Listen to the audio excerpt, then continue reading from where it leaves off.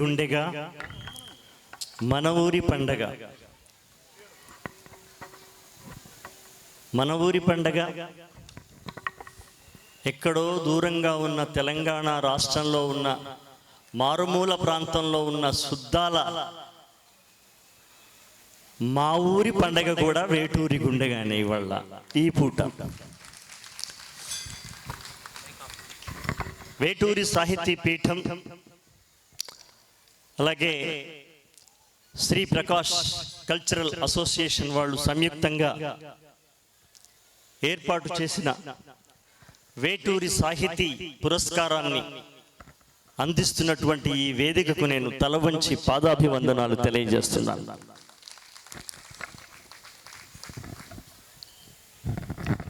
శ్రీ రామజోగేశ్వర శర్మ గారు,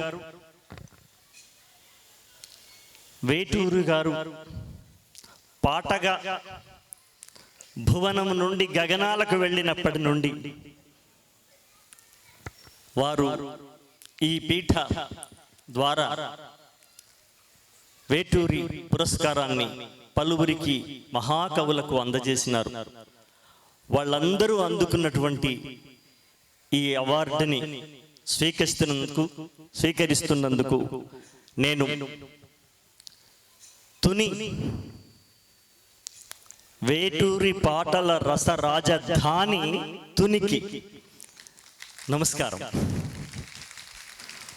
పాయకరావుపేట ఇక రేపటి నుంచి నేను ఇక ఎడబాయక ఉండేటువంటి పేట ఏంటంటే పాయకరావుపేటనే. మాకు ఈ అదృష్టం కలిగించిన శర్మ గారికి,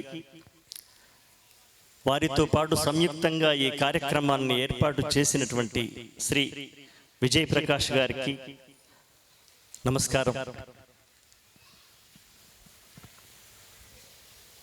శ్రీ సూర్యనారాయణరావు గారు కూడా ఉన్నారు, వారికి నమస్కారం. శేఖర్ కమల గారు 1994లో నేను సినిమా రంగానికి వచ్చాను. వారి సినిమాలు చూస్తున్నాను, సినిమాలు నేను రాస్తున్నాను. శేఖర్ కమల గారు ఎప్పుడు పిలుస్తారా అని ఎదురు చూస్తున్నాను. బహుశా పిలవరేమో అని కూడా అనుకున్నాను. ఇంకా పిలవకపోవడం కూడా జరుగుతుంది, అది పెద్ద సాధారణమైన విషయం. Not at all any compulsory to invite like me. కానీ ఫిదా అనే సినిమా తీస్తూ ఆయన నన్ను పిలిచారు. ఎదురు చూస్తున్నటువంటి దర్శకుడు ఎదురెళ్ళా. ఒక అదృష్టం అంటే గోదావరి ఆనంద్ సినిమాలు తీసిన దర్శకుడు అంటే ఒక రకమైన, ఒక అద్భుతమైన అమృతప్రాయమైనటువంటి కరకమలాలతో దర్శకత్వం వహిస్తున్న మూర్తి అని అందరికీ ఉంటుంది, తెలుస్తూ.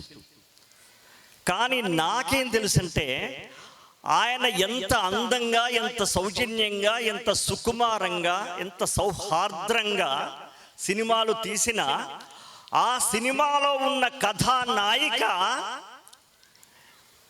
ఎర్ర జెండా పట్టుకోలేనటువంటి ఒక గొప్ప సాంఘిక విప్లవకారంలాగా నేను చూశాను. ఎక్కడ రెడ్ ఫ్లాగ్ ఉండదు, ఎక్కడ నారాయణమూర్తి గారి నినాదాలు ఉండవు. కానీ ఆ అమ్మాయిలో మీరు ఏ సినిమానైనా చూడండి, మీరు ఫిదా చూడండి, అరే ఏమనుకున్నావురా బే బద్మాష్ అంటది ట్రైన్ ఎక్కుకుంటూ. అలా ఒక క్లాసిక్ పీపుల్, ఒక ఉన్నత స్థాయి, ఉత్తమ స్థాయి సినిమాలు మాత్రమే చూస్తున్నటువంటి ప్రేక్షకులను పిలిచి కూర్చోబెట్టి అమ్మాయి చేత తిరుగుబాటు జెండాను ఎగిరేపించినటువంటి మహాదర్శకుడు శేఖర్ కమల గారు. I like him, I love him, I respect him. నా లోపల ఒక తిరుగుబాటు కవి ఉన్నాడు, ఐ నో. అది నేను దాసరి నారాయణరావు గారితో అది తీరింది. సార్కి రాయాలి. అప్పుడు నేను రాసిన పాట మీరు చూశారు. వచ్చిండే మెల్ల మెల్లగా వచ్చిండే, ఈ పాట క్రీమ్ బిస్కెట్ వేసిండే, ఇలాంటి పాట. అలాగే తర్వాత లవ్ స్టోరీ సినిమాలో సారంగ దర్యా పాట రాయాల్సి వచ్చింది. వేటూరి గారితో పాటలు రాయించుకున్నటువంటి గొప్ప అనుభవం ఉంది కాబట్టి ఒక రసాత్మకమైన వాక్యం మనం రాస్తే ఇది వద్దండి ఇంకేదైనా రాయండి అని అననటువంటి అతి తక్కువ మంది దర్శకులలో శేఖర్ కమల్ గారు ఒకరు. నేను ఒక ప్రయోగం చేశాను. కాళ్ళకు వెండి గజ్జల్ లేకున్నా చెక్కల గిల్గిల్, కొప్పుల మల్లె దండల్ లేకున్నా చెక్కల ఉంటేనే ఉండాలి, కానీ నేను లేకున్నాను మొదలెట్టా. అదొక ప్రత్యేకమైనటువంటి వాక్య నిర్మాణం. లేకున్నా చెక్కల గిల్గిల్, నవ్వితే రాలవు ముత్యాల్, అవి నవ్వితే వస్తాయి మురిపాల్, నోట్లో తమ్మల పాకుల్ లేకున్నా సున్నం కాసుల్, మునిపంటితో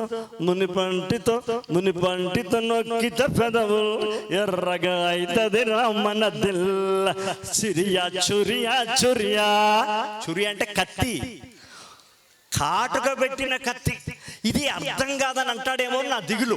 చురియా చురియా చురియా, ఇది సుర్మా పెట్టిన చురియా, చిడియా చిడియా చిడియా అంటే పిట్ట, చిడియా చిడియా చిడియా, ఇది చిక్కి చిక్కని చిడియా.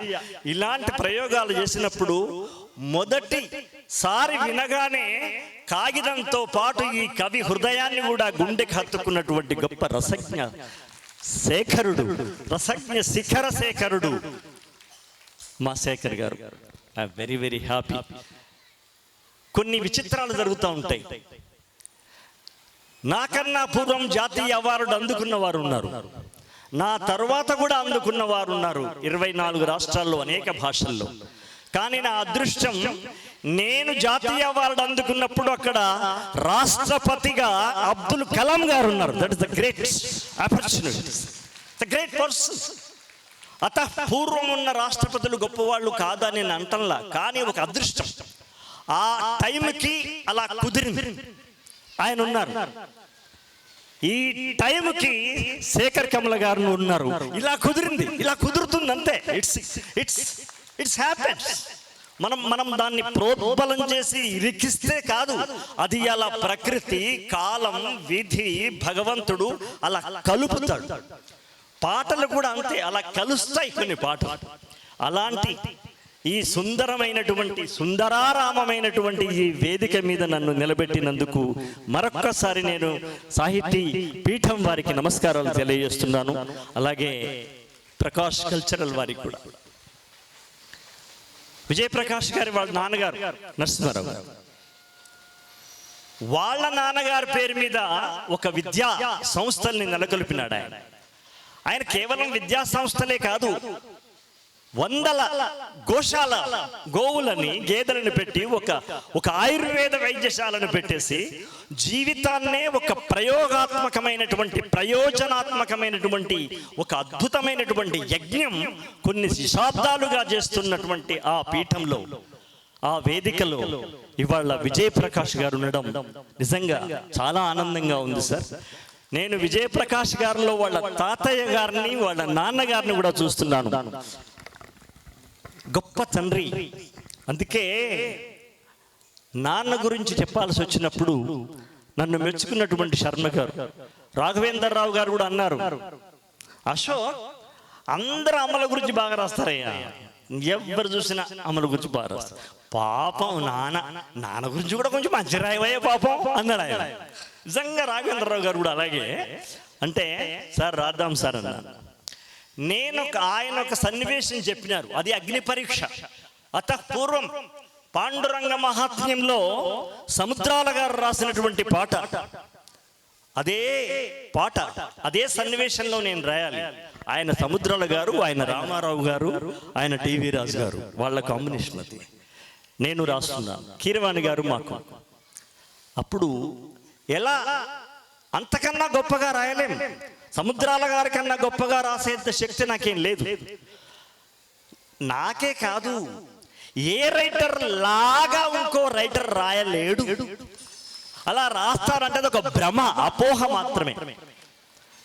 ఇప్పుడు ఆత్రేయ గారు లాంటి వారే వేటూరిని నువ్వు చాలా తొందరగా రాస్తావట్నయ్యా, నేనేమో నెలల కొద్దీ రాస్తాను, నువ్వు బాగా తొందర రాస్తావయ్యా అనగానే జనరల్గా మామూలు వాడైతే ఆత్రేయ గారు వాళ్ళు అన్నారు అందులో ఆయన, దట్ ఈస్ వేటూరి. ఆయన ఏమన్నాడు, మీలాగా గొప్పగా ఎటు రాయలేను సార్, కనీసం స్పీడ్గా రాస్తాను సార్ అన్నారు. That is Veturi.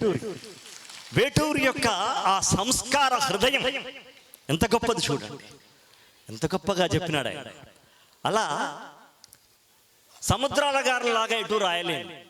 నేను ఒకటి అనుకున్నాను, శేఖర్ గారు, నేను ఒకటి అనుకున్నాను. రాఘవేంద్రరావు గారు సిచ్యువేషన్ చెప్పారు. నేనేమనుకున్నానంటే, ఈ పాట రాస్తున్నప్పుడు నేను మా నాన్న అమ్మల్నే గుర్తు చేసుకుంటా. పాండురంగడు సినిమా మర్చిపోతాను.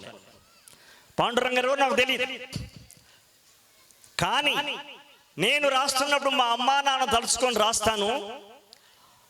అది సంగీతం చేస్తున్నప్పుడు కీరవాణి గారికి వాళ్ళ అమ్మ నాన్న గుర్తుకు రావాలి. దర్శకత్వం వహిస్తున్నప్పుడు రాఘవేంద్రరావు గారికి కేఎస్ ప్రకాశ్రావు గారు గుర్తు రావాలి.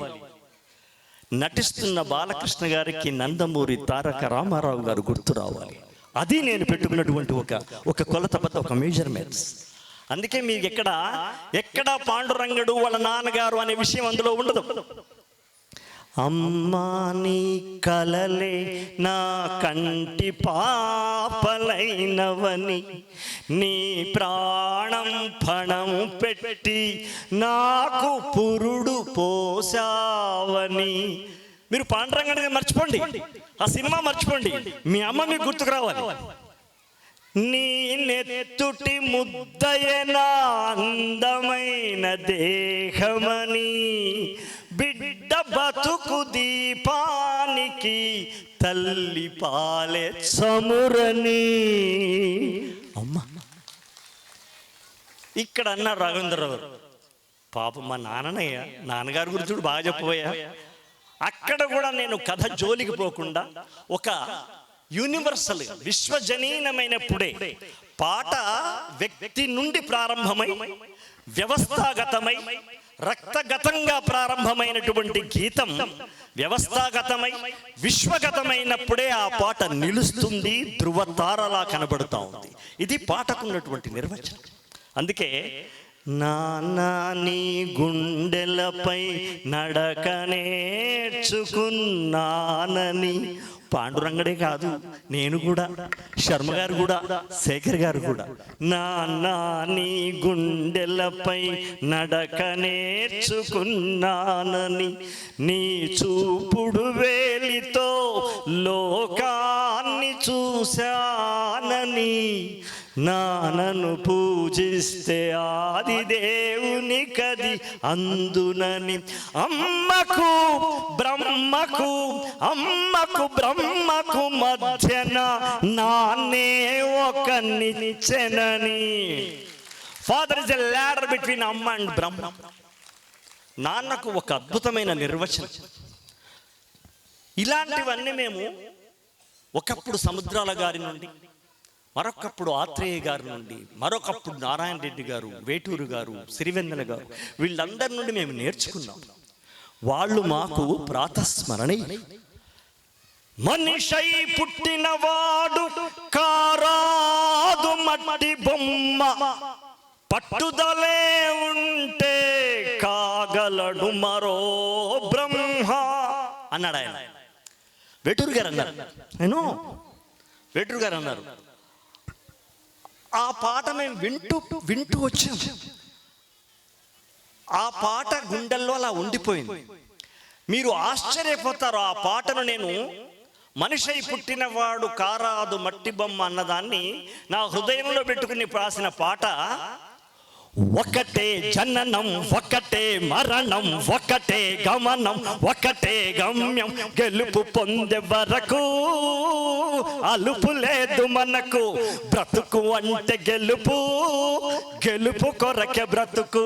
కష్టాలు రాని కన్నీళ్లు రాని ఎదురేది రాని ఏమైనా కాని ఆగిపోవద్దు, ఓడిపోవద్దు, నిద్రానికొద్దు నింగి నిహద్దు. ఒకటే జననం ఒకటే మరణం. ఈ పాటకు ప్రేరణ పట్టుదలే ఉంటే కాగలడు మరో బ్రహ్మ అన్నటువంటి ఆ క్రీమ్ ఆఫ్ ద లిరిక్ అంటారే, సోల్. మేము సేల్ చేస్తూ ఉంటాం పాటలు, కానీ మా లోపల ఆ పాటల్లో కూడా ఒక సోల్ ఉంటుందని చెప్పి ఈరోజు నేను చెప్పడం కాదు, వాళ్ళందరూ చెప్పుకుంటూ వచ్చినారు. అది వేటూరి గారు కావచ్చు, సిరివెన్నెల గారు కావచ్చు, ఎవరైనా కావచ్చు. ఇలా మాకన్నా ముందు రాసిన వాళ్ళ యొక్క ఒరవడి, ఒరిపిడి ఇవన్నీ తీసుకున్న తర్వాతనే మేము అక్కడికి వెళ్ళాం. వాళ్ళు రోడ్లు తయారు చేశారు, వాళ్ళు రోడ్లు వేశారు, మేము ఒక చిన్న కారు కొనుక్కుని ఆ దారిలో వెళుతున్నాం. That is the greatness of the Veturi or everything, every person, every great poets. Veturi గారి గురించి చెప్పాలంటే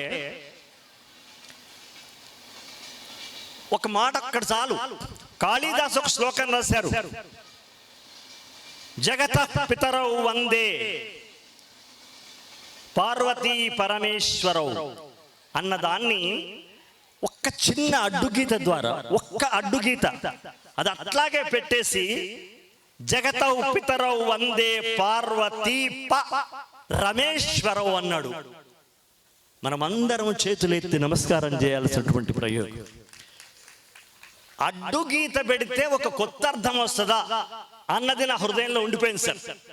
ఇవాళ నేను ఇది సాహితీ పీఠం, విద్యాపీఠం, ప్రకాశ విద్యాపీఠము ప్లస్ పాట వేటూరి గారి పీఠం కాబట్టి సత్యం చెబుతున్నాను. ఒక అడ్డుగీత పెడితే ఒక అద్భుతం జరుగుతుందన్న మాట అన్నది అర్థమైంది నాకు. నేను గొప్ప వినువరుణ్ణి, నేను బాగా వింటాను, నేను చదువరిలాగా వినువరిని, నేను వినవేడుక నాకు ఎక్కువ కాబట్టి ఓహో అనుకున్నాను. ఒకానొక సినిమాలో, ఒకానొక విప్లవ సినిమాలో అడ్డుగీత పెడితే ఒక మాయ చేయొచ్చు అనే ఆలోచనతో కొడుకు ఎక్కడో హైదరాబాద్లో చదువుతున్నాడు, తల్లి ఇక్కడుంది. కొడుకు అనుకోకుండా వస్తున్నాడు, అంతకుముందు ఉత్తరం వచ్చింది. తల్లి ఫీలింగ్ ఎలా ఉంటుంది? ఉరువడా కళ్ళరా ఉత్తరం వచ్చిందే, కన్నా కొడుకు వస్తుండని కబురు తెలిసిందే. తల్లి నిడిచి పిల్ల నిడిచి పల్లె నిడిచి ఎట్లా ఉన్నాడో, కొడుకు ఏమీ తిన్నాడో, కొత్త బెల్లం తెచ్చి తీపి అన్నం వండాలే, పరమాన్నం వండాలే, ఊరు వాడ కల్లారా. ఈ పాట నేను రాస్తున్నాను. అక్కడ గోదావరి గురించి రాయాల్సి వచ్చింది సార్. చల్లని తల్లి చక్కని తల్లి గోదావరి తల్లి. ఇక్కడ వేటూరు గారు అడ్డుగీత వస్తుంది చూడండి. చల్లని తల్లి చక్కని తల్లి గోదావరి తల్లి, నీ వల్లే పెరిగేనమ్మ గొడ్డు గోదావరి తల్లి. గొడ్డు పక్కన ఒక గీత పెట్టా, వరి పక్కన ఒక గీత పెట్టా, గోదా గొడ్డు గోదా అంటాంగా. నీ వల్లే పెరిగేనమ్మా గొడ్డు గోదావరి తల్లి. వేటూరి గారు ఎక్కడున్నారు? Happy birthday to you sir, జన్మదిన శుభాకాంక్షలు sir. I love you sir. మీరు సముద్రం లాంటి వాళ్ళు సార్. మేము మా దగ్గర ఉన్న గంగాళంలోనో కుండలోనో కూజాలోనో చెంచలోనో మీ సముద్రంలోంచి సాహితీ జలాలను ఏరుకున్నటువంటి ఒక భక్త పరమాణువులు మాత్రమే సార్. దట్ ఈస్ వేటూరి గారు. దిస్ ఇస్ సుతాల శక్తి. మనకన్న పూర్వులు అంటే మనకన్న పూర్వులైన వాళ్ళ దగ్గర నుంచి మనం ఒక అద్భుతమైనటువంటి ప్రేరణ పొందుతాం. అది ధర్మం కూడా, అది అనుసరించాల్సిందే. గురువు చేసే పని అదే కదా. అలాగే ఆయన శ్రీనాథుడు ఒక పద్యం రాసినాడు, కిరాతార్జునీయం అనేటువంటి దాంట్లో శ్రీనాథుడు ఒక పద్యం రాసినాడు. ఏది? శంకరుడు ఎరుకలవాడిగా ఎలా మారుతున్నాడనే పద్యంలో ఒక అద్భుతమైన పద్యం రాస్తాడు శ్రీనాథుడు. ఆయన ఏమంటాడంటే,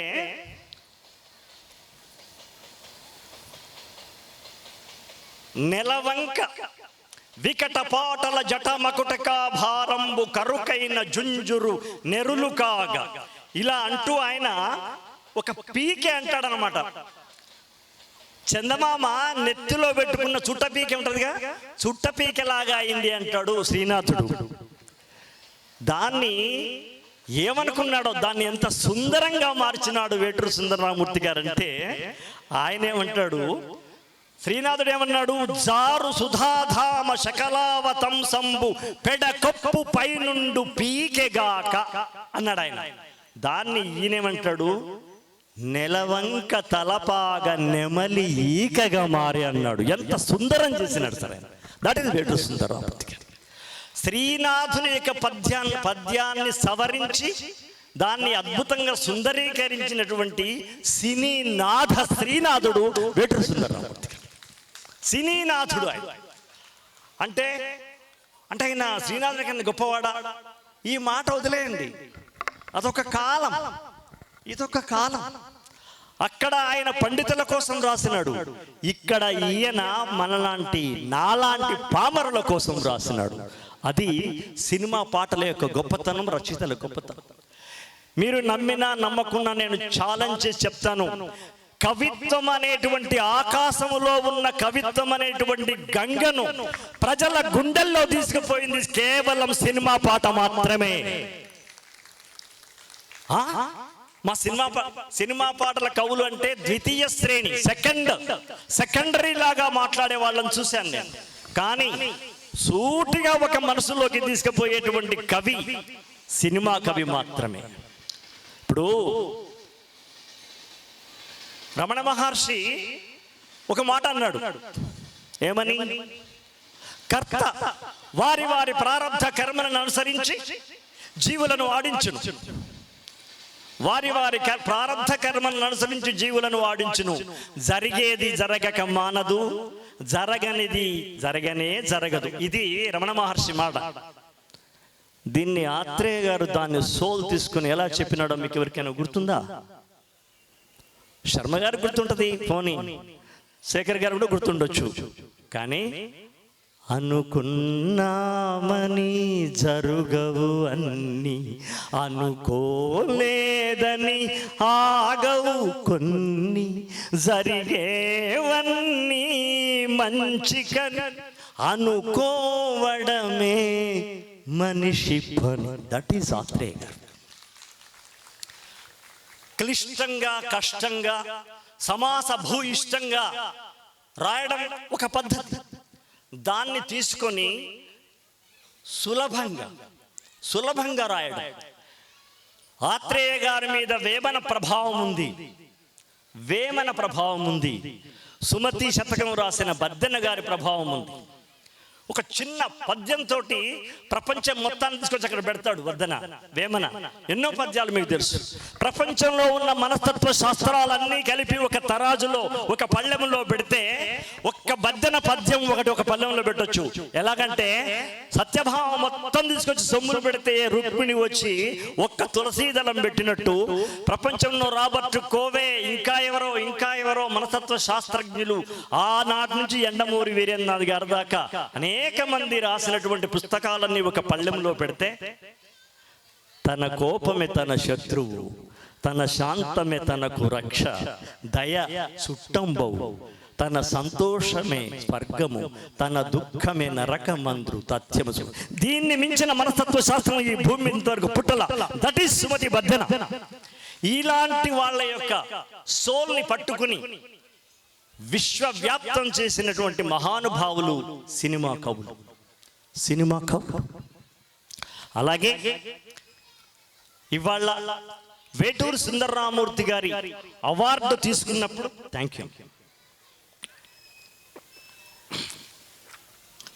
తీసుకున్న నేను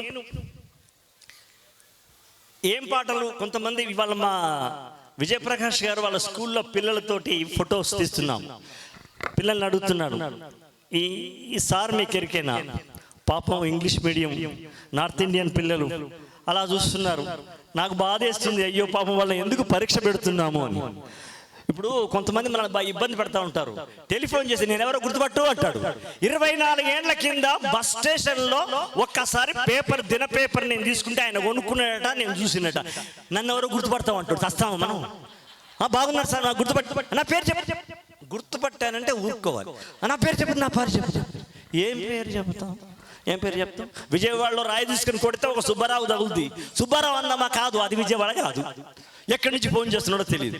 ఇలా చాలా విచిత్రంగా జరుగుతూ ఉంటాయి. ఇలా ఇటువంటి సమాజంలో మనం ఉండి సినిమా అనేటువంటి రంగంలోకి మనం వచ్చినప్పుడు ఎలాంటి పాటలు రాయాలి, ఎలాంటి విషయాలు రాయాలి అన్నది తెలుసుకున్నప్పుడు, నేను ఇవాళ ఈయనెవరో చెప్పండి అన్నారు సార్ అంటే వాళ్ళు పాపం అలా చూస్తున్నారు. నాకు బాధేస్తుంది. ఇప్పుడు నేను సుద్దాల అశోక్ తేజనమ్మ అని చెప్పుకోవాల్సి వస్తుంది. కానీ వాళ్ళకు సుద్దాల అశోక్ కూడా అయితే మీరు ఏం చేస్తారండి అన్నది అనుకోండి, నేను చచ్చిపోతా. సింపుల్ ఇది. అదే పెద్ద మేమేమే పెద్ద కాదు కదా, అసలే కాదు కదా. దిలీప్ కుమార్ ఒకసారి విమానం ఎక్కితే అందరూ చూసి సార్ సార్ సార్ అని తీసుకొచ్చి కూర్చోబెట్టారు. ఆ పక్కనే ఒక ఆయన కూర్చొని ఆయన ఏదో రాసుకుంటున్నాడు. ఈయన ఉద్దేశం ఏంటంటే మొత్తం విమానంలో అందరు లేచారు కదా, ఇతను సపోర్ట్ చేయట్లేదంటే అతను పక్కన చూస్తున్నాడు. ఇతను పక్కన కూర్చొని దిలీప్ కుమార్ గారు అన్నాడు. ఆయన ఇట్లా చూశాడు, మళ్ళీ రాసుకుంటున్నాడు. మళ్ళీ ఒకసారి అన్నాడు దిలీప్ కుమార్. కూర్చున్నాడు. ఈయన అన్నాడు. ఆయన పూర్తి నవ్వలా, నాలాగా అన్నాడు. ఈయన కోపం వచ్చేస్తుంది. నేను దిలీప్ కుమార్ ఇక్కడ మొఘలే ఆజం అనుకుంటున్నాడు. అంతా అయిపోయింది, విమానం దిగిపోతున్నాడు. ఆయన పట్టించుకోడు. అప్పుడు సార్ నేను అన్నాడు, నేను దిలీప్ కుమార్ సార్. ఆహా అన్నాడు. అని ఆయన అడిగిన ప్రశ్న దొరికేనా, మీరేం చేస్తారు అన్నాడు. అక్కడ దిలీప్ కుమార్ గారు లేరు, ఓన్లీ ప్యాంట్ షర్ట్ మాత్రమే ఉంది. ఆయన మాయమైపోయింది. దిలీప్ కుమార్కే గతంటే ప్రకాష్ నికేతన్ స్కూల్లో నన్ను పట్టుకుని సుద్దాల అశోక్ తేజ అని వాళ్ళు ఎట్లా చెప్తారయ్యా? మీ మాట కానీ నాకు అర్థం కదా. పిల్లల్ని అగ్ని పరీక్ష పెట్టం కాకపోతే. అయితే 1994లో తనికెళ్ళ భరణి గారు ఈ పీఠానికి గౌరవ అధ్యక్షుడు. 4 సంవత్సరాల క్రితం నాకు చెప్పినాడు భరణి గారు, ఒరే నువ్వు తునికెళ్ళురా, అది పెద్ద రసధుని, వెళ్ళు, చాలా బాగుంటుంది అని అన్నారు. అప్పుడు నాకు చిన్న సర్జరీ వల్ల నేను రాలేకపోయా. తర్వాత డాక్టర్లు ఒప్పుకోలే.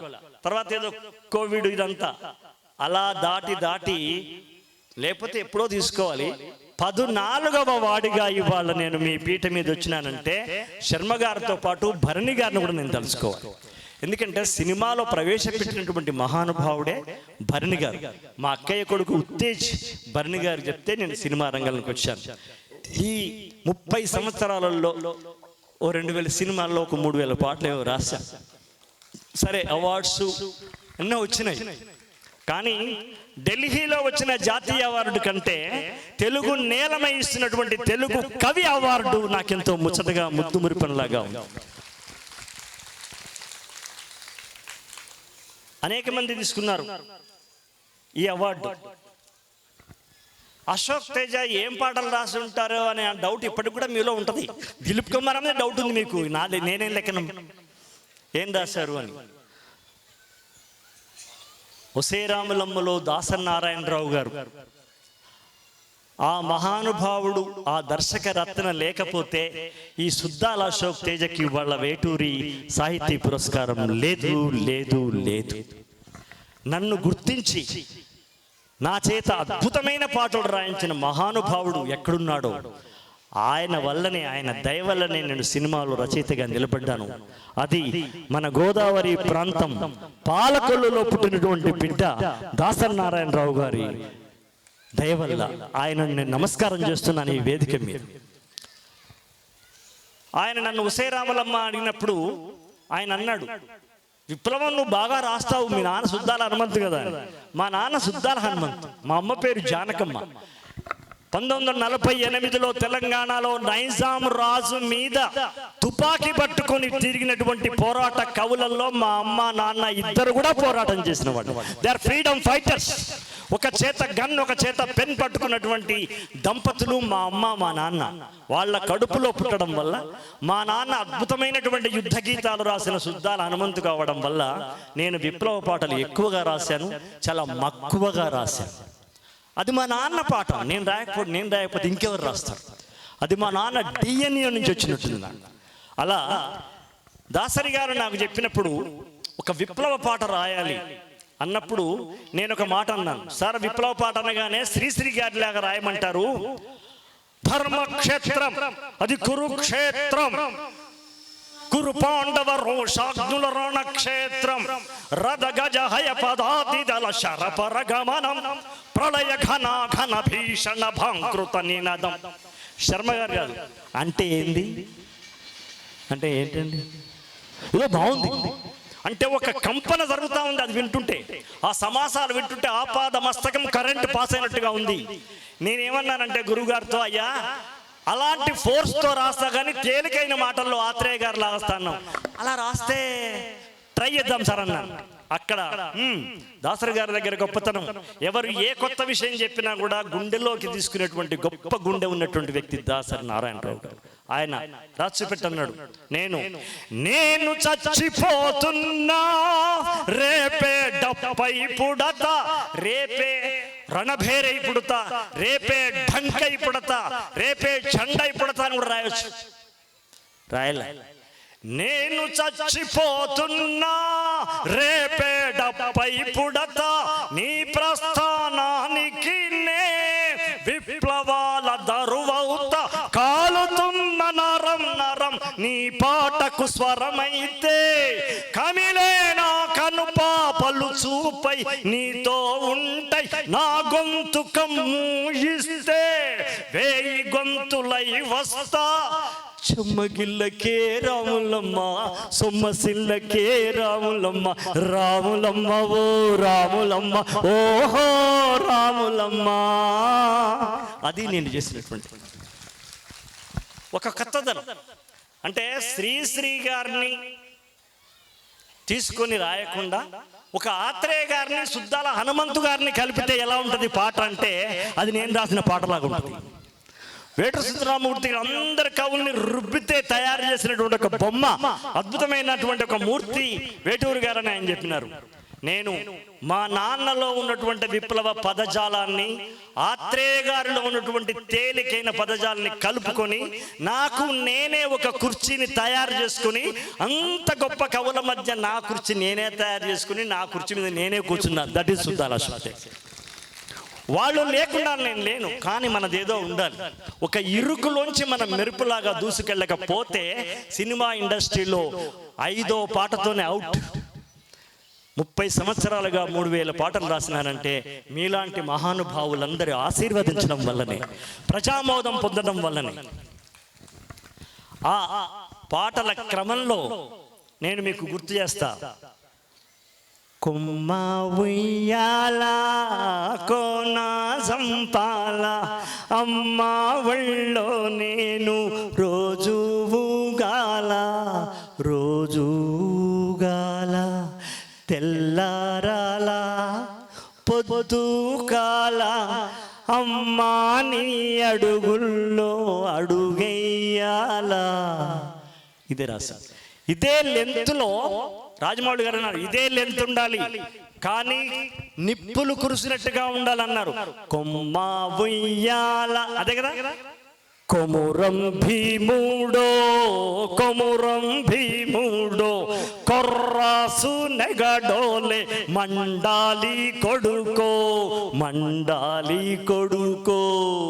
కొమురం భీముడో కొమురం భీముడో రగరగ సూర్యుడై రగలాలి కొడుకో రగలాలి కొడుకో.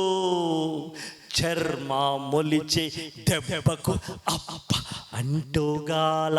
ఒగాల అంటే ఒకవేళ, 70 ఏండ్ల కింద ఉన్న పాట కావాలన్నాడు రాజమౌళి గారు. 80 ఏండ్ల కింద ఆదిలాబాద్ అడవుల్లో గోండు జాతి బిడ్డ కొమరం భీము మాట్లాడుకునే మాటల్ని తీసుకొచ్చి పాటలా పెట్టాల్సి వచ్చింది. అందుకోసం అలా రాయాల్సి వచ్చింది. చర్మమొలిచే దెబ్బకు అప్పంటోగాల, చిలికే రక్తము చూసి చెదిరితోగాల, బుగులేసి కన్నీరు ఒలికితోగాల, భూతల్లి సనుబాలు తాగా నట్టేరో తాగా నట్టేరో. అది త్రిబుల్-ఆర్లో ఎన్టీఆర్ యొక్క నటనతో మీరు ఇప్పుడు చూసినటువంటి పాట. ఇక్కడ తల్లులు చాలా మంది ఉన్నారు. తల్లులు అందరూ తల్లులు ఉన్నారు, అందరూ బ్రదర్స్ ఉన్నారు. ఒకే ఒక వ్యక్తి ఉంది, ఆమె తల్లి కాదు, మా ఆవిడ నిర్మలను ఒకసారి లేచి నిలబడి ఆ ప్రజలకు నమస్కారం చేయాలని కోరుతున్నారు.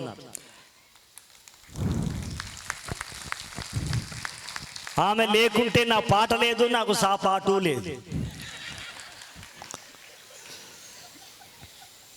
ఒక సినిమాలో భార్య గురించి రాయాల్సి వచ్చింది.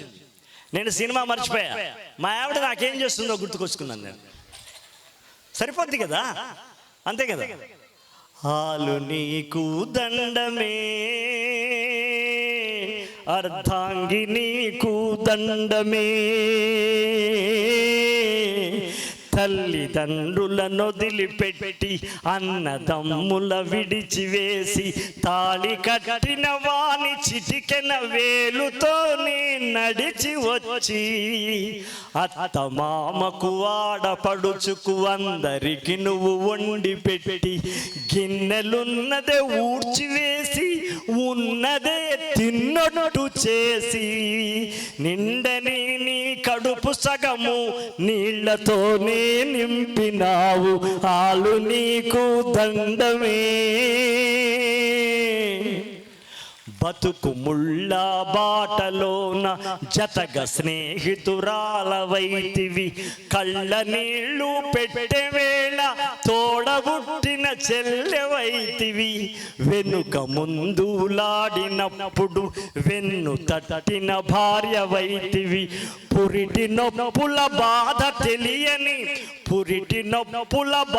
తెలియని పురుష జాతికి తల్లులైతిరి, అమ్మ మీకు దండమే, ఈ అశోకన్న దండమే. అన్నీ రాస్తాం. సినీ రైటర్ అన్నవాడు అన్నీ రాయాలి. సినీ రైటరు గోదావరి, పవిత్ర గోదావరి జలం లాంటి వాడు. కుండ ఇదా దళం దళం ఏమని చెప్తున్నా, సినిమా రైటరు పవిత్ర గోదావరి జలంలా ఉండాలి. కుండలో పోస్తే కుండ ఆకారంలోకి రావాలి, చెంబులో పోస్తే చెంబు ఆకారం రాగాలి.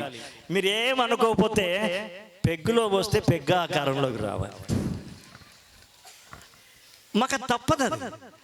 అలా అనేక రసాలుగా, అనేక ముఖాలుగా, రకాలుగా రాయొచ్చు అని ద వెర్సటైల్ రైటర్ వేటూరు గారు చెప్పినారు. ఒకసారి ఇళయరాజా గారు తత్తర తత్తర తత్తర తత్తర తత్తర తత్తర తత్తర తత్తర తత్తర తత్తర తత్తర తత్తర తార. ఏం రాస్తామా మీరు చెప్పండి, ఏం రాస్తాం? అత్తర బిత్తర గిత్తర గత్తర గుత్తర గత్త ఏం రాయాలి? ఏం రాయాలని నాలాంటి వాడు అనుకుంటాడు, కానీ ఏదైనా రాస్తా అంటాడు వేటూరు గారు. కొట్టండి, తిట్టండి, చంపండి, కంపండి, కొరకండి, దొరకండి, ప్రేమ అని రాశాడు. That is the greatness of Veturi garu. రాయొచ్చు అంతే. ఒకటి ఇస్తారు వాళ్ళు, తత్తర తత్తర.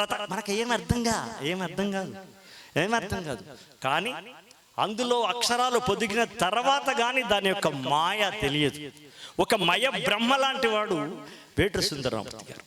అలాంటి బ్రహ్మ దగ్గర, ఆయన పాదాల దగ్గర రేణువులు లాంటి వాళ్ళము మేము. ఒక సముద్రం దగ్గర ఇసుక రేణువుల్లాగా లాంటి వాళ్ళము మేము రచయితలు. ఆయన ముందు పిల్లలం మేము. కానీ పిడుగులం కూడా, పిల్లలు మాత్రమే కాదు, పిడుగులం కూడా. సినిమా పాటలు అలా ఉంచండి. సరే, నా దాసరి గారి దగ్గరికి వెళ్ళినప్పుడు ఆయన ఎన్ని సినిమాలు రాసామన్నాడు? 2 అన్నాను. ఒక్క పాట కూడా ఆ పాట వినిపిద్దు నాకు. నువ్వు కరీంనగర్లో ఏం రాసావు, మీ నల్లగొండలో ఏం రాసావు చెప్పన్నాడు. అప్పుడు నేను అదే సార్ చెప్పాలన్నా, అది చెబితేనే నువ్వు ఇక్కడ ఉంటావా వెళ్ళిపోతావా నేను చూసుకుంటా అన్నాడు. అప్పుడు నేను నేలమ్మ నేలమ్మ నేలమ్మ నీకు వేల వేల వందనాలమ్మా, తుని నేలమ్మ నేలమ్మ నేలమ్మ.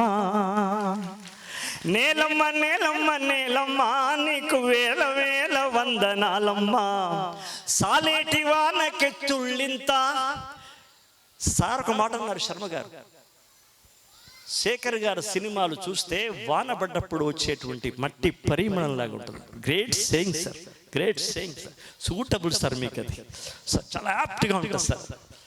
సాలేటి వానకెత్తుళ్ళింత, ఇంకా చాలు సాలుకు నువ్వు బాలెంత, నీళ్ళనే చనుబాలుగా గాలినే ఉయ్యాలగా, పక్కల్లో బొక్కల్లో రెక్కల్లో నువ్వు సక్కంగా మోసేవు మొక్కల్లో, పర్వమొచ్చి చేను వంగే పైరు కాపు మేను పొంగే, పంట బిడ్డను రైతు బండి కెత్తినంక పగిలిపోతుందమ్మ నీ కన్న కడుపింక నేలమ్మా. మీరు వరి కోసిన తర్వాత వరిని మొత్తం కోసి మోపులు కట్టి పక్కన పెట్టినప్పుడు ఆ మడి చూడండి, నీళ్లుండక నెర్రెలు వస్తుంది, పగుళ్ళు వస్తుంది. బిడ్డకు పెళ్లి చేసి మీ అమ్మ మీకు పెళ్లి చేసినప్పుడు మీ శ్రీవారి చేతిలో, మీ అత్తమ్మ చేతిలో, మీ మామగారి చేతిలో పెట్టి అమ్మ వెళ్ళిరా అమ్మ అని అప్పగింతలు వేస్తున్నప్పుడు ఆ తల్లి గుండె పగిలి ఏడుస్తుంది. ఈ నేల తల్లి కూడా వరి మొక్కలు వెళ్ళిపోతుంటే గుండె పగిలి ఏడ్చింది. దట్ ఈజ్ అవర్ నేలమ్మ. ఇది నేను సినిమా కోసం రాసింది కాదు. ఓ సూపర్, బాగున్నావురా, ఇంకేం రాసావన్నాడు సార్. రైతు మీద పాట రాసా. రైతు మీద ఏం రాస్తారు సార్? ఇప్పుడు ఆకాశంలో చందమామ ఉంటాడు కదా సార్, ఆయనేమో పసుపచ్చగా తెల్లగా ఉంటాడు సార్. మరి రైతేమో ఎటు చూసినా పచ్చగా ఉంటుంది కదా సార్, ఈయన ఆకుపచ్చ చందమామలా ఉంటాడు సార్ అన్నాడు. అరే ఇదేదో బాగుంది చెప్పు అన్నాడు. ఆకు పచ్చ చందమామ నువ్వెళ్ళే నువ్వెళ్ళే, నీకు మచ్చ లేడాలేనే లేవులే లేవులే, మిన్నులున్న చందమామయ్య చేతిలో మహిమ ఏమున్నది. మా సినిమా కవులు చాలా మాయ చేస్తారు. ఎంత హాయ్ చందమామ చల్లగా మత్తు మందు ఎప్పుడైనా చల్లిందా మీకు? నిజంగా చెప్పండి, గుండె మీద చేసుకుని. చందమామ మత్తు మందు చల్లిందా? మేము చేసిన మాయ, మా పూర్వులు చేసిన మాయ. చందమామలో ఏం లేదు, ఇతని రైతు చందమామలో ఉంది మాయ. మిన్నులో ఉన్నట్టు చందమామలో మహిమ ఏమున్నది, మన్నుల నుండి అన్నము తీస్తే మహిమ నీకున్నది. మింటి సుక్కలలో వాడు, మింటి సుక్కలలో వాడు, చెమట చుక్కలలో రైతు. దట్ ఈస్ రైతు. ఇంకా ఏం రాసినావు అన్నాడు సార్. అమ్మ చిన్నప్పుడు పిల్లలకి జోలపాడినప్పుడు హాయ్ అమ్మా హాయ్ అంటది కదా సార్. అంటది, ఎక్కడైనా అంటది కదా సార్. గోదావరి ఎక్కడైనా అంటదా? ఎక్కడ అన్నమాచారి రాసినాడు, ఇక నువ్వేంటి అంటది. సరే అంటే ఏంటి సార్ అంటే ఏంటి అన్నాడు. అంతా ఉత్తదే. శేఖర్ కమల గారు వస్తారని అన్నారు, రారు అన్నట్టుగా వస్తానన్నారు అంటాం. అంటే ఉత్తిదే ఉలక్కి. మరి హాయ్ ఏంటి? హాయ్ అంటే సుఖం, హాయ్ అంటే సంతోషం, హాయ్ అంటే లైఫ్, ఎవ్రీథింగ్. మరి ఉలక్కి హాయ్ అని ఎందుకు పడుతుంది? ఇంకేదో అనొచ్చుగా. అనలా. అమ్మ పిచ్చిదన్న అయి ఉండాలి, ఫిలాసఫర్ అయిన ఉండాలి. అమ్మ పిచ్చిది ఎందుకు అనుకోవాలో, ఫిలాసఫర్ అనుకుందాం. అది మన తల్లి చిన్ననాడే మనకు జోల పాడింది, మన తల్లి చిన్ననాడే మనకు జోల పాడింది. హుళకిరా బ్రతుకులో హాయ్, అదే హాయ్. ఒక ఫిలాసఫీ చెప్పింది అమ్మ. కొండ ఎక్కి జాబిల్లి కిందికి రాదని తెలుసు, చందమామ దాయే జాబిల్లి రావే, చైన వచ్చి దేవే, మా బాబాయ్ వచ్చిందా? వస్తుందని తెలీదా? తెలియదా? రాదని తెలుసు కదా, అయినా పిలుస్తుంది. కొండ ఎక్కి జాబిల్లి కిందికి రాదని తెలుసు, తేరు మీద వచ్చి నీకు తేనె పట్టదని తెలుసు, మరి ఆశలు కలిగించాలని మన ఆయుష్ను పెంచాలని అమ్మాలా పాడింది అని నేడే తెలిసింది. ఊయలలో ఊపినది, ఆ ఊయల కింద ఉండదు పైన ఉండదమ్మా, మధ్యలో ఊరులాడుతూ ఉంటుంది. చాలా చిత్రంగా ఉంటుంది, మధ్యలో ఇట్లా ఉడుతూ ఉంటుంది. ఎందుకై ఉంటుంది అంటే ఇప్పుడు ఉయ్యాల సంగతి నేను చెప్పట్లా. ఇప్పుడు అసలు ఏముంది, దివాని మీద పరిపేస్తున్నా పిల్లవాడిని పడుకోబెడతాను. ఆ సంగతి చెప్పను, నేను మా అమ్మ సంగతి చెప్తాను. ఊయలలో ఊపినది ఊగిసలాడే బ్రతుకని, వీపున జో కొట్టినది, నిద్రబొమ్మన వీపున జో కొట్టినది రేపు తట్టుకోవాలని అమ్మాలా పాడింది అని నేడే తెలిసింది. హుళ్ళకిరా బ్రతుకులో హాయి అదే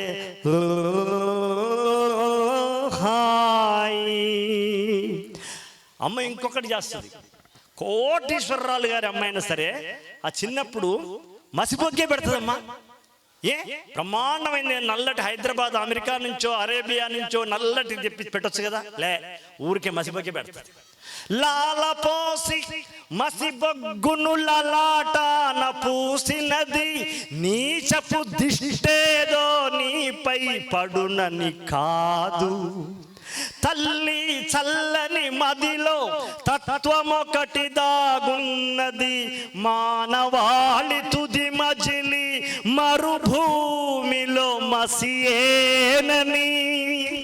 ఈ మసి నుండి ఆ మసి దాకా చేసే ప్రయాణమే జీవితం బిడ్డ. జీనా హై తో మర్నా సీకో, కదం కదం పే లడనా సీకో అని చెప్పిన తల్లి, నా తల్లి, మీ తల్లి ఫిలాసఫర్. అది నేను వినిపించిన. ఇలా అనేక రకాలైనటువంటి అనేక బహుముఖమైనటువంటి పాటలు 2000 రాసుకున్న తర్వాతనే చతురంగ బలో బందోబస్తుతో నేను సినిమా రంగంలోకి వచ్చే ప్రయత్నం చేసినాను. ఆ ప్రయత్నంలో ఎందరో మహానుభావులు, మొదటి సినిమా దర్శకుడు ఏ రంగారావు గారి నుంచి, కె రంగారావు గారి నుంచి, లవ్ స్టోరీలో కె శేఖర్ గారి దాకా నేను అలా ప్రయాణం చేస్తానే ఉన్నాను, ఇంకా ప్రయాణం చేస్తూనే ఉన్నాను. సినిమా సరే, చెట్టు మీద ఒకసారి దూరదర్శన్లో పాటలు వస్తున్నాయి. చెట్లు చెట్లు ప్రగతికి మెట్లు, చెట్లు ఒక్కకం ఒక్కటి అన్నట్టు వస్తాం. ఏం పాట ఇది అన్నాను. అప్పుడు సినిమా రాలా, టీచర్ నేను. మా మిస్సెస్ ఏం పాట ఇది అన్నాను. ఆవిడంది, వాళ్ళని ఎందుకు ఎక్కిరిస్తావు, నీకేమన్నా దమ్ముంటే నీకు రాయాలనుంటే అంతకన్నా మంచి పాట రాయి చూద్దాం. ఆయన నాకు దర్శకురాలు, అందరికన్నా ముందు దర్శకురాలు ఆవిడ. అప్పుడు నేను అవును నిజమే, మరి ఆయన తిట్టడం ఎందుకు, రాస్తే నేను రాయాలి. చెట్టునురా చెలిమినిరా తరువునురా తల్లినిరా. మీ నాన్నగారి చెట్లు అంటే ఇష్టం. చెట్టునురా చెలిమినిరా తరువునురా తల్లినిరా, నరికి వేయబోకురా కరువు కోరుకోకురా, అమ్మనురా నన్ను అమ్మకురా, కొడుకువురా నన్ను కొట్టకురా అనే పాట రాజు. జీవితం అంతా నాకన్నా ముందు మా ఇంట్లో పాట పుట్టింది. మా నాన్న పాటల రచయిత, మా అమ్మ పాటల గాయని, ప్రజా గాయని. మా అమ్మ ప్రజల పాటల పేటిక మా ఇల్లు, ఒక పాటల కుటీరం మా ఇల్లు. ఆ పాటల తోటలో నేను పెరిగినాను. పాట నాకు తోబుట్టువు లాంటిది, పాట నాకు స్నేహితురాలు లాంటిది, పాట నాకు చెలి లాంటిది, నెచ్చెలి లాంటిది. కాబట్టి ఆ పాట నాకు వారసత్వంగా, వీరతత్వంగా నా వెంబడి వస్తుంది. పాట వెంబడి నేను పోతున్నాను, పాటను నేను ఆశ్రయించి వెళుతున్నాను. ఆ ఆశ్రయించడంలో ఎందరో మహానుభావుల యొక్క చేయుతలున్నాయి, వాళ్ళ యొక్క పాదులున్నాయి, వాళ్ళ పాల పొదుగులున్నాయి. అవన్నీ తీసుకుని అవన్నీ నేర్చుకుంటూ నేను వెళుతూ ఉన్నాను. ఆ వెళ్ళడమే ఇవాళ చెట్టుపాటు రాసాం. సరే, అడవి గురించి ఏమైనా రాయొచ్చుగా, దగ్గరలో అడవిగా ఉంటుందిగా మనకు.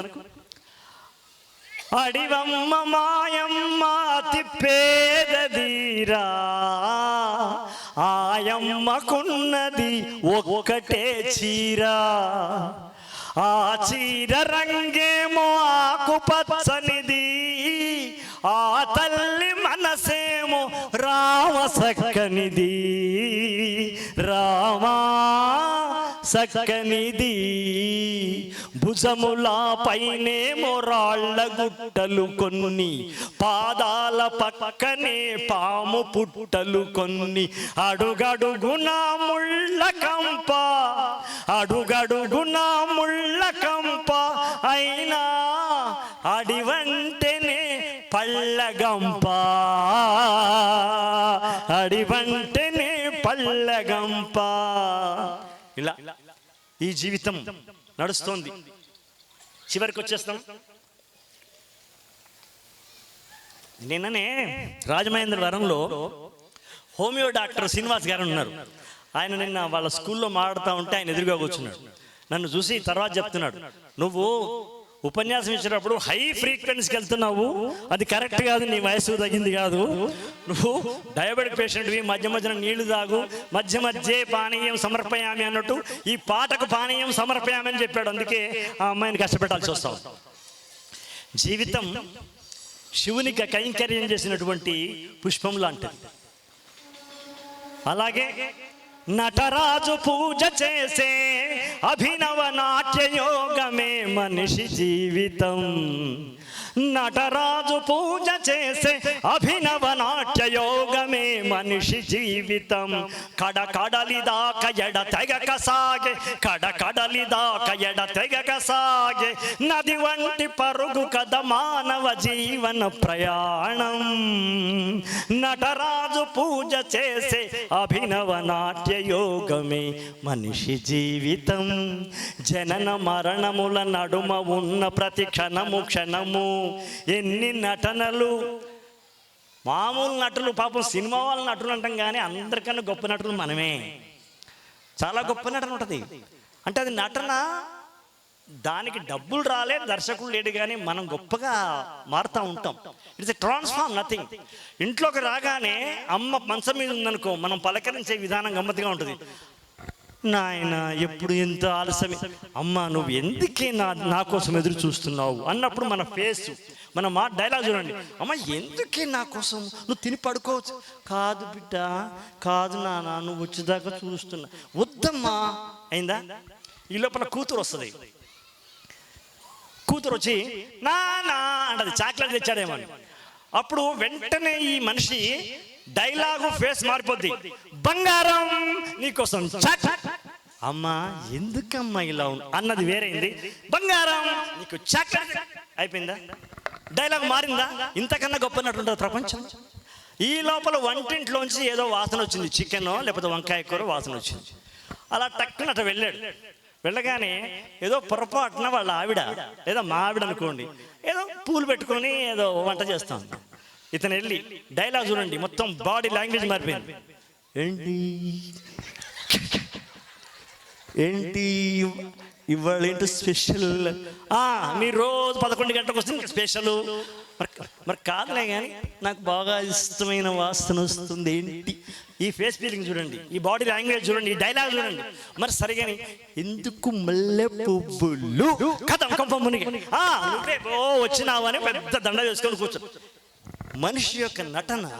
అందుకే జనన మరణముల నడుమ ఉన్న ప్రతి క్షణము కణము, క్షణము క్షణము ఎన్ని నటనలు, ఎన్నెన్ని భంగిమలు, ఎన్ని ముద్రలు, ఎన్నెన్ని భావముల జీవ కళల సంయోగమెల్ల నటరాజు పూజ చేసే అభినవ నాట్యయోగమే మనిషి జీవితం. మరి అమ్మ పేగుముడి నుండి తెగి నేలమ్మ ఒడిని పడిన నుండి ఎన్ని తప్పటడుగులతో, ఎన్ని తప్పుటడుగులతో, ఎన్ని నడకలెన్నెన్ని పరుగులెన్నెన్ని మలుపులో, ఎటువైపు కదలి ఏ శిఖరమునకు పైకెగసి ఎగసి ఏలోయలోకో మనిషి ఎదుగుతాడు. కానీ పడేటప్పుడు కూడా సౌందర్యంగా పడాలి, బ్యాడ్ పడద్దు. ఇప్పుడు సూర్యుడు ఉదయించినప్పుడు ఎంత అందంగా ఉంటాడో అస్తమించినప్పుడు అంతే అందంగా ఉంటాడు. That is speciality of sun. అందుకే ఏ శిఖరమునకు పైకెగసి ఎగసి ఏలోయలోకో పేడకప్పులా పడద్దు. ఏలోయలోక జలపాతమల్లెజిక దుమికి దుమికి కడకడలిదాక ఎడతెగక సాగి నది వంటి పరుగు కదా మానవ జీవన ప్రయాణం. అలాగే ఆది నర్తనమునక ఆదిమూర్తి లయవర్తి, ఆది నర్తనమునక ఆదిమూర్తి లయవర్తి తాండవ కీర్తి ఆ శంకరునికి శైశవము నుండి శవమయ్యేదాకా శివమయ్యేదాకా శివైక్యం చెందినాడు అంటారు. శైశవము నుండి ఆ శంకరునికి శైశవము నుండి శవమయ్యేదాకా శివమయ్యేదాకా ఆనంద బాష్పములతోనో కన్నీటి పుష్పములతోనూ కడకడలిదాక ఎడతెగక సాగే నది వంటి పరుగు కదా మనందరి మానవ జీవన ప్రయాణం. శేఖర్ గారి జీవితం కానీ, శర్మ గారి జీవితం కానీ, విజయప్రకాష్ గారి జీవితం అంటే సరే వాళ్ళ నాన్నగారు కష్టపడ్డారు. మా జీవితాలు అంత ఈజీగా ఏం కాల. ముఖ్యంగా శేఖర్ కమల్ గారు చూసుకుంటే ఆయన మొదలు dollar of dreams, dollar of అంతే సార్. డాలర్ ఆఫ్ డ్రీమ్స్ తీసుకున్నప్పుడు ఎవరో నిర్మాతలు రాలా, చాలా కష్టపడ్డాడు ఆయన. కష్టపడకుండా ఇవాళ ఆనంద్ లేదు, గోదావరి లేదు, లీడర్ లేడు. ఇప్పుడు ఆయన లీడర్ అయినాడు. బట్ లీడర్ కావడానికి, డాలర్ నుంచి లీడర్ కావడానికి ఆయన పడ్డ ప్రయాణం చేసినటువంటి జర్నీ మామూలుది కాదు. అది ఎవరిదైనా కావచ్చు, ఎవరిదైనా కావచ్చు, చిరంజీవి గారిదైనా కావచ్చు. చిన్న చిన్న క్యారెక్టర్లు వేస్తూ, విలన్లు వేస్తూ ఇవాళ ద మెగాస్టార్ అయినాడు ఆయన. మామూలు ప్రయాణం కాదు. అందుకే పయనించు వేళ పయనించుదోవా, పయనించు వేళ పయనించుదోవా, రాళ్ళు ముళ్ళు ఎన్నెన్ని ఉన్న, ఒడిదుడుకులున్న, సుడిగాలులున్న, క్షణమాగకుండా వెనుదిరగకుండా తగిలే గాయముక పాఠ్య గేయముగా నుంచి గుణపాఠ్య భాగముగా తలచి చేరాల్సి ఉన్న లక్ష్యాలనెన్నో గెలిచి నిలిచి కడకడలిదాక ఎడతెగక సాగి నది వంటి పరుగు కదా మన మానవ జీవన ప్రయాణం. Thank you very much. Veturi Sundararama Murthy గారి అవార్డు తీసుకున్న ఈ సందర్భంగా నేను వేటూరి రస రాజధాని లాంటి తుని పాయకరావుపేట ప్రజలకి నా పాటల ద్వారా మీ పాదాల ముందు వేస్తున్న పుష్పాలు లాంటివే నా పాటలని ప్రత్యేకంగా వీరికి కూడా వేదిక మీదున్న వాళ్ళకి మీకు తెలియజేస్తూ, దేవుడు వరమందిస్తే, ఇది నేనే రాశా, దేవుడు వరమందిస్తే తర్వాత ఏదో ఉండే కదా, నాకెందుకమ్మా, మా ఆవిడ ఉండే, నాకెందుకమ్మా, దేవుడు వరమందిస్తే నేను ఈ సభనే కోరుకుంటాలే, నిద్దురలోను కూడా నే పాటై నేను వస్తాలే, కాశ్మీరుల కనబడుతుందా మీ నవ్వులలోని అందం, తాజ్మహల్లో వినబడుతుందా మీ చేతులలోని శబ్దం, నా పాటకు చిరునామా మీరే, నా పాటకు చిరునామా మీరే. ధన్యోస్మి ధన్యోస్మి ధన్యోస్మి. ధన్యవాదాలు ధన్యవాదాలు ధన్యవాదాలు. మళ్ళీ కలుద్దాం. మీ ప్రేమని, మీ యొక్క దీవెనను నా మీద ఇట్లాగే ఉంచండి. అద్భుతమైన పాటలు. పెన్ను మూసేంత వరకు, కన్ను మూసేంత వరకు పెన్ను మూసేది లేదు, పెన్ను మూసేంత వరకు కన్ను మూసేదే లేదు. అందుకే అక్కడ దాకా వెళ్ళి మళ్ళీ బతికొచ్చినాను నేను. నాకు లివర్ ట్రాన్స్ప్లాంట్ అయింది. నా చిన్న కొడుకు నా కూతురు, నా చిన్న కొడుకు నాకు లివర్ ఇచ్చినాడు. కోడలు, కూతురు, పిల్లలు, నా భార్య నన్ను మళ్ళీ బతికించినారు. ఈ మళ్ళీ బతికిన ఈ జీవితాన్ని కన్ను మూసేదాకా పెన్ను మూసేది లేదు, పెన్ను మూసేదాకా కన్ను మూసేదే లే, కన్ను మూసేదే లే. ఒకసారి రాత్రే గారు అన్నమాట, చావు అంటే నాకు నన్ను చూస్తే చావు గజగజ ఉంటుంది. ఎలా ఉంటుంది సార్? చావు నేనున్నంత వరకు చావు వచ్చేదే లేదు, అది వచ్చినప్పుడు నేను ఉండను కాదన్నట్ట. అలాగే నారాయణ రెడ్డి గారు, రాస్తూ రాస్తూ పోతాను సిరా ఇంకే వరకు, పోతూ పోతూ రాస్తాను వపువు బ్రతుకు, వపువు వాడే వరకు అన్నాడు ఆయన. అలాగే నేను కన్ను మూసేంత వరకు పెన్ను మూసేదిలే, పెన్ను మూసేదాకా కన్ను మూసేదేలే. యూ డోంట్ వరీ నిర్మల, కన్ను మూసేదేలే. అందరికీ నమస్కారం, బాయ్, ఉంటాను. ధన్యవాదాలు సార్.